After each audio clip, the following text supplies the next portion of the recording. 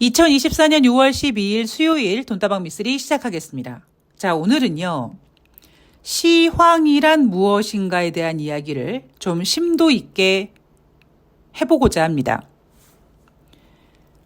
미쓰리, 너는 매일매일 시황 하잖아. 뉴욕 증시 마감 현황 다루면서 시황 얘기하잖아. 그런데 오늘 제가 여러분들께 드리고 싶은 이야기는 그 부분이 아니라 여러분들이 잘못 알고 있는 시황에 대한 개념을 좀 확 깨드릴까 합니다. 며칠 전에 메리츠 증권사에서 보고서가 하나 나왔는데 이 보고서가 상당히 큰 이슈가 됐었습니다. 제목 이름은 영일만 친구였고요. 첫 번째 부분이 바로 문제가 됐었죠. 액트 지오사 대표 입국 6월 7일 정부 세종청사에서 산업통상자원부와 함께 동해 심해가스전 개발 관련 기자회견 예정. 한국인이 좋아하는 빠른 속도의 피드백과 히딩크를 닮은 관상으로 사기꾼이 아닐 확률 상승. 많은 분들이 야, 이게 증권사 보고서야, 이씨, 그리고 막 쌍욕을 해댔습니다. 제가 그랬죠. 내가 그동안 봐왔던 증권사 보고서 중에 가장 과학적입니다. 라고 얘기했습니다. 물론 비꼬는 얘기죠. 제가 일요일 방송에서 NH투자증권이 내놓는 다음 주 증시 코스피 예상 밴드를 매번 지적질을 합니다. 물론 개인적으로 저는 NH투자증권과 무슨 감정이 있는 건 아닙니다. 단 제가 답답해하는 부분은 뭐냐면 왜 쓸데없는 짓들을 하지? 이거거든요. 그래서 제가 가끔씩 여러분들한테 여러분 저도 수많은 지표 같은 거 확인해보고 이러지만 가장 정확한 지표는 인간 지표더라. 어제 제가 HTS 프로그램을 이렇게 보고 있는데 하반기 3,100포인트 간다 또 이 지랄들을 하고 있더라고요. 아이고 또 빠지겠구만 이런 생각을 했습니다. 저도 증권사 다닐 때는 저는 애널리스트가 아니라 브로커 생활을 하다 보니까 애널리스트들이 작성한 증시 전망, 업종 보고서, 종목에 대한 레포트 같은 거를 가지고 공부를 했던 사람입니다. 물론 다 쓸데없는 짓이었고요. 그렇게 저는 증권사를 그만두고 여기저기 경제 방송을 기웃기웃 하다가 결국 혼자서 돈다방 미쓰를 하게 됐고 어떤 컨셉으로 할까? 그래서 아마 돈다방 미쓰리 초창기 들으신 분들은 아시겠지만 제가 월말에 10개 이상의 증권사들의 다음 달 증시 전망 보고서를 요약 정리해서 방송에서도 해드렸고 원하시는 분들은 제가 이메일로 보내드리기도 했습니다. 제가 그러면서 시황에 대한 시각이 확 넓어진 것 같아요. 재미있는 사실은요. 증권사 보고서들을 보고 제가 그 내용을 참조해서 그 부분을 공부해서 제가 시황이 넓어진 게 아니라 증권사들이 내놓는 보고서를 보면서 이런 등신 같은 보고서가 있나, 이런 못 맞추는 보고서가 있나, 이런 말도 안 되는 개소리들이 있나 이렇게 까면서 제 실력이 늘더라고요. 제가 일요일 방송에서 NH투자증권에서 코스피 예상밴드 내놓는 지표 보면서 최근 들어서 일요일마다 까죠. 아이고 2820포인트라고 했는데 안 되겠네요. 빠지니까 100포인트 하향 조정했네요. 이번 주에 얼마로 잡았었습니까? 2820으로 다시 올렸었잖아요. 오늘 수요일이죠. 지금 2000 지금 700포인트 조금 넘어갔거든요.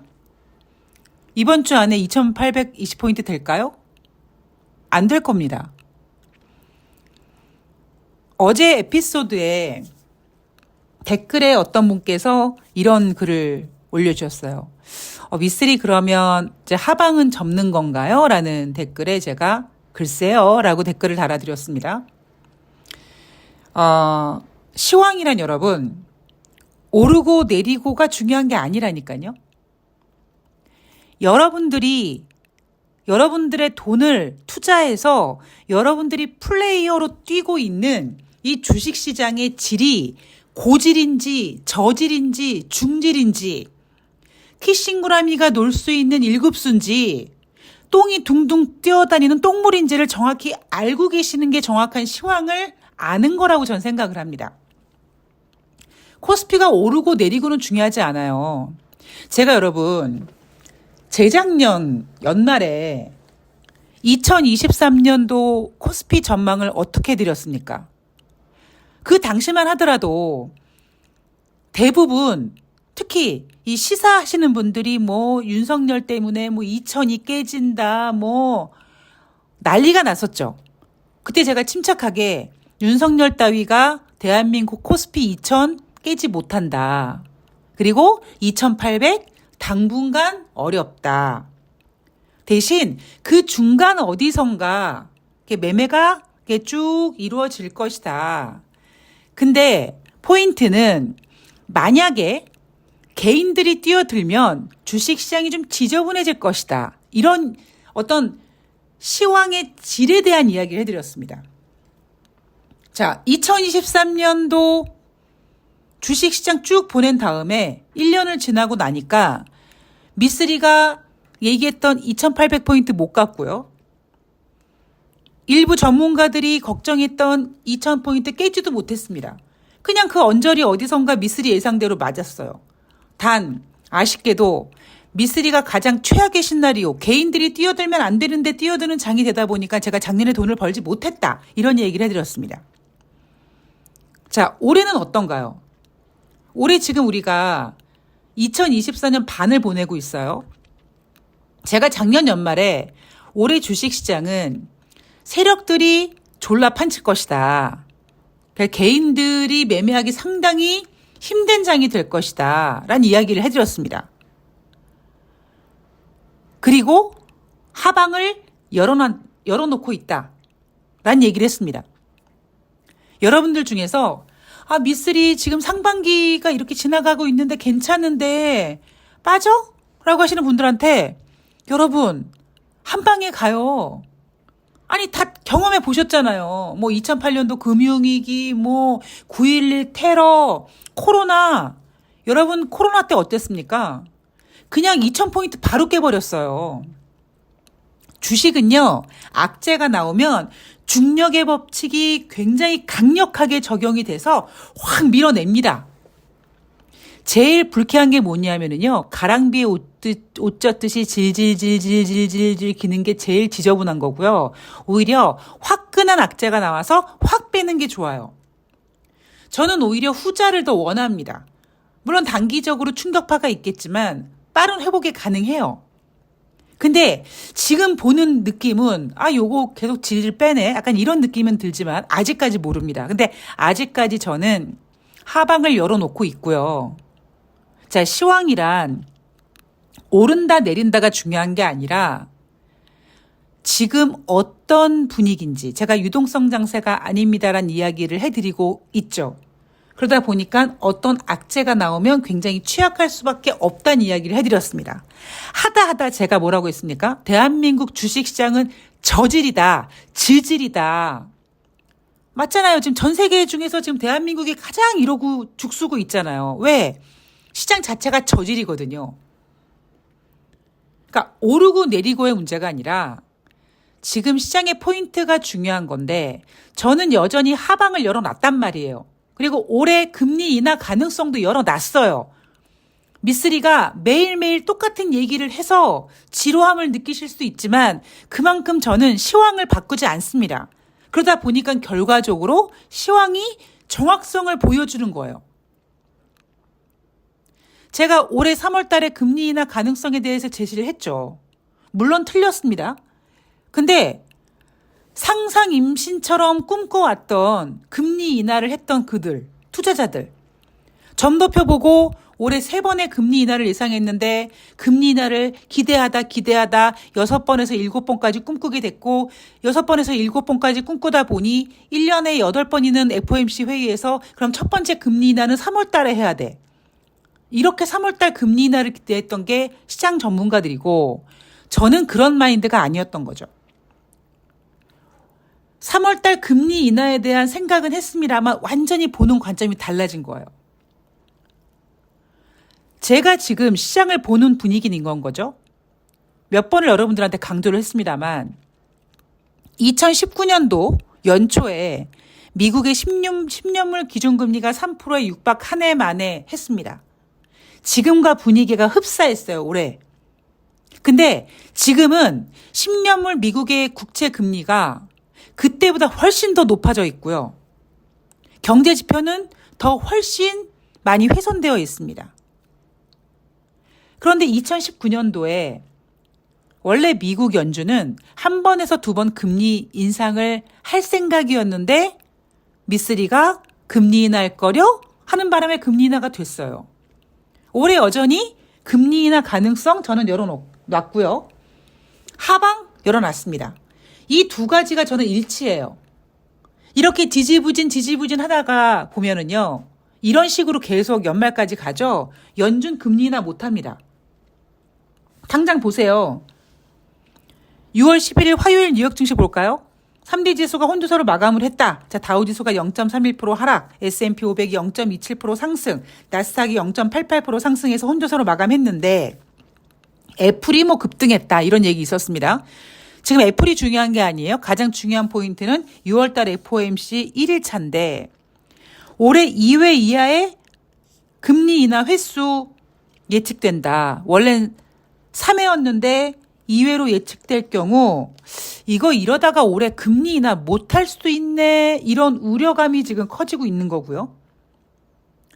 이번 6월달 FOMC 회에서 금리 동결하면서 점도표 3번에서 2번으로 하향 조정될 가능성이 있다고 제가 어제 방송에서 말씀을 드렸습니다. 문제는 뭐냐면 그래 뭐 3번에서 2번 양보했어. 할 수는 있니? 5월달 소비자 물가지표 지금 4월 대비 조금 완화됐거나 정체가 예상되거든요. 그렇다면 그렇게 과격한 금리 인상을 하고 지금 금리 동결로 유지하면서 인플레이션이 완화되기를 똑딱똑딱 시간이 지나가는 거를 견뎌내면서 기다리고 있는데 이놈의 인플레이션이 쉽게 꺾이지 않고 있고 급격한 과격한 금리 인상으로 경기 지표가 훼손되고 있단 말이에요. 지금 6월달 FOMC 금리 동결 가능성 99.4%, 7월달 FOMC 금리 동결 가능성 91%고요. 9월달 FOMC 회의에서 금리 동결 가능성 47.4%, 금리 인하 가능성 48.1%로 9월달까지조차도 지금 금리 인하 가능성이 50%가 못 넘습니다. 지금 상태로요. 지금의 어떤 기준금리, 지금의 어떤 시장에 대한 포인트, 지금에 대한 이슈 같은 이런 잔잔바리식으로 이렇게 지루하게 지리멸렬식으로 가잖아요. 2024년 올해 금리 인하 못합니다. 그러면 미쓰리 뭐 그럼 금리 인하 안 해도 되니까 이대로 그냥 쭉 연말까지 가도 되지 않나? 이런 시황을 갖고 계신다면 안 된다니까요. 그러니까 저는 하방을 열어놨고요. 금리 인하 가능성 여전히 열어놨습니다. 근데 두 가지가 통해 있단 말이에요. 즉 이대로 가면 연준 금리 인하 못합니다. 이대로 쭉 갈 수 있을까요?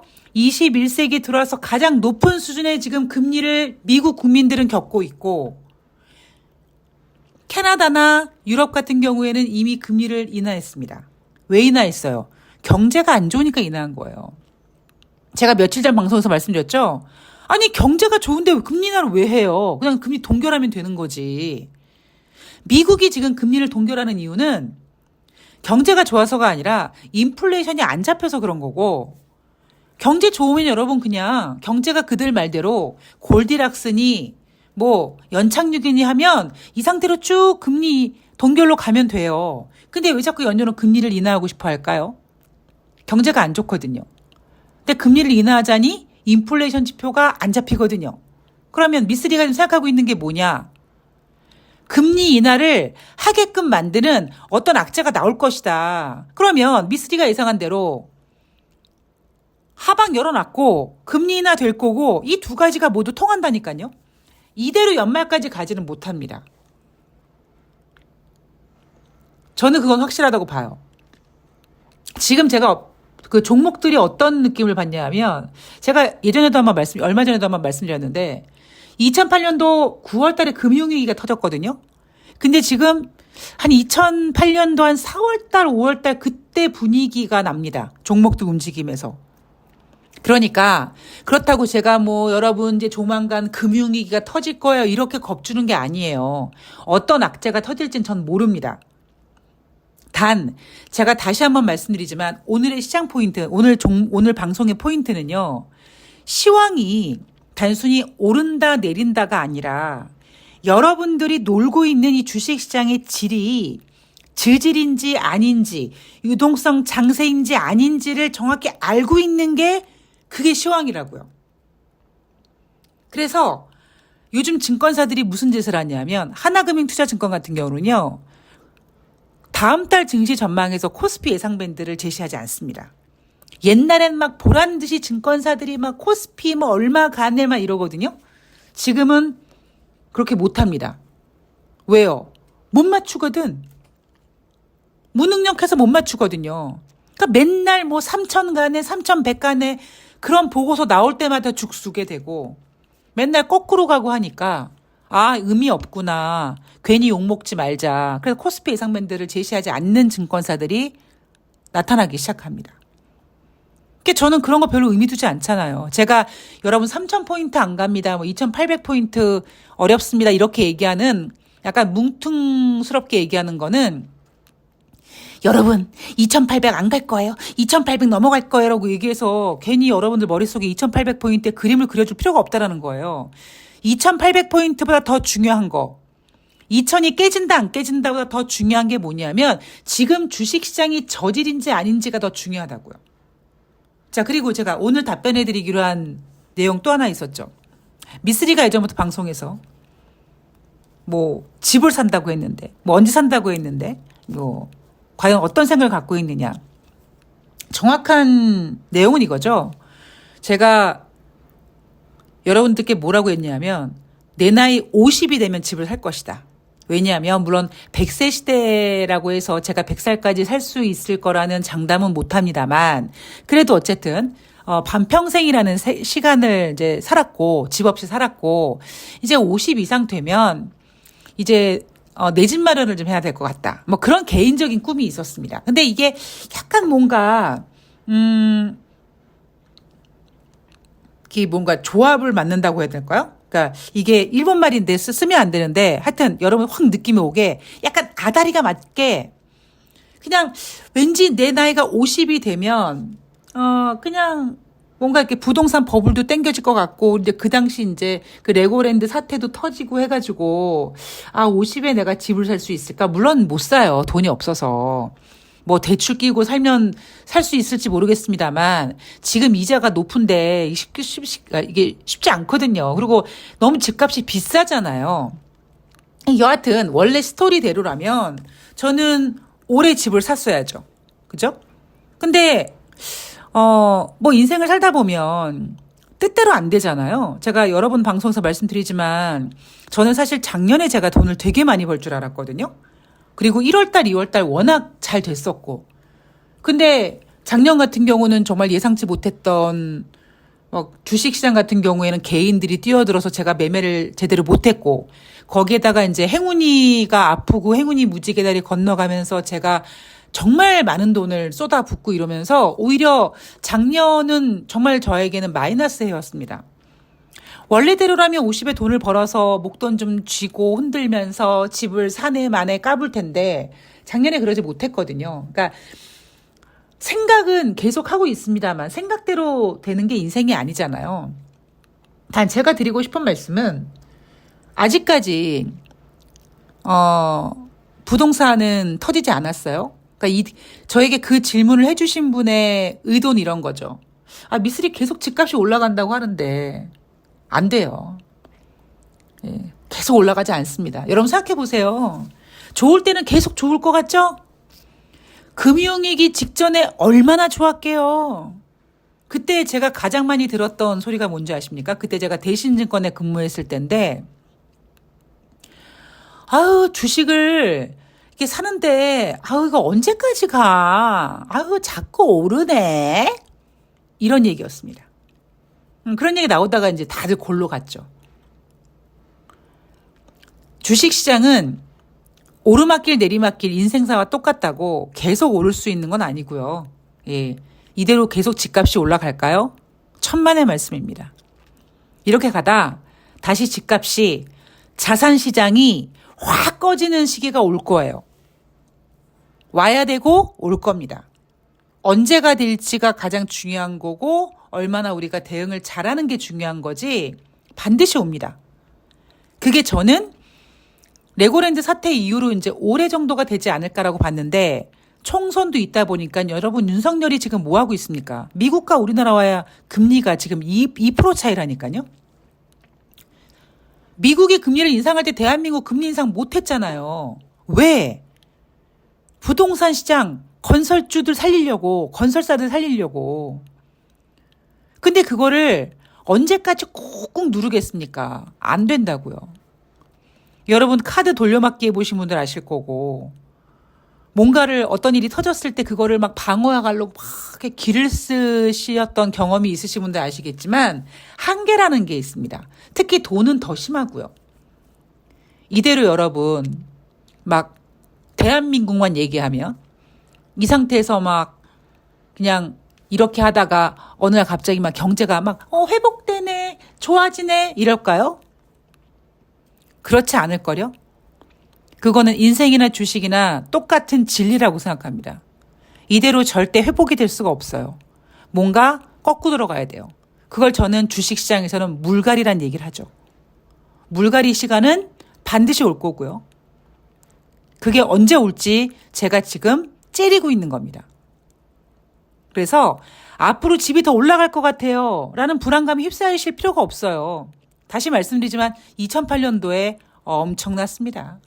예. 거기에 대한 이야기는 제가 다음에 한번 기회를 봐서 해드리도록 하겠습니다.